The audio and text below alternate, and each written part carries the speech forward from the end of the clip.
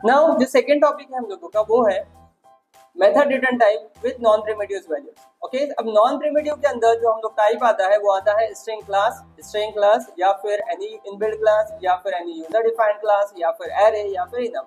इसमें से आप कोई भी आपके पास as an return type use कर सकता है जो जावा में काफी सारे इनबिल्ट मेथड में दिया हुआ है। ओके, नाउ अगर मैं यहाँ पर फर्स्ट रिटर्न टाइप डिफाइन करता हूँ string with method name gate name. Okay, अब नाउ इस मेथड का रिटर्न टाइप हम लोग लिटरल दे सकते हैं, जैसे अगर मैं यहाँ पर पास कर देता हूँ जावा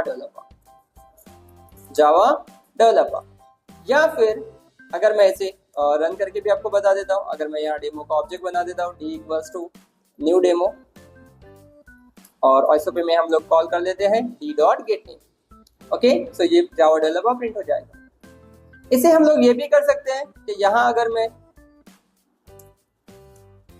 विद ऑब्जेक्ट रिटर्न करता हूँ, रिटर्न ये भी ऑब्जेक्ट ही है but with new keyword new string Java कोडा।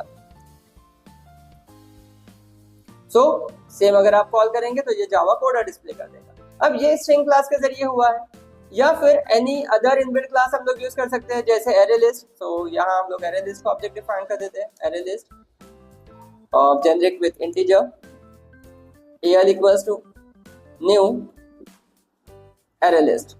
ओके, और यहाँ मैं मेथड डिफाइन कर देता हूँ,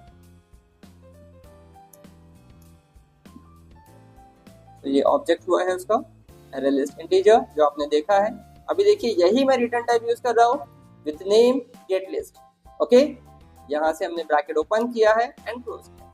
नाउ ये जो मेथड आपने बनाया है इसका रिटर्न टाइप क्या है, array list with generic with integer. So अब जब इसका रिटर्न आप डिफाइन करोगे आपको इसका ऑब्जेक्ट ही रिटर्न करना है, दैट इज al। तो अगर मैं रिटर्न करता हूँ, अगर जैसे मैं al रिटर्न करूंगा ये चला जाएगा। ओके, नाउ अगर आप इसे कॉल करते हैं एसओपी में d डॉट गेट लिस्ट, इसका ऑब्जेक्ट डिस्प्ले हो जाएगा।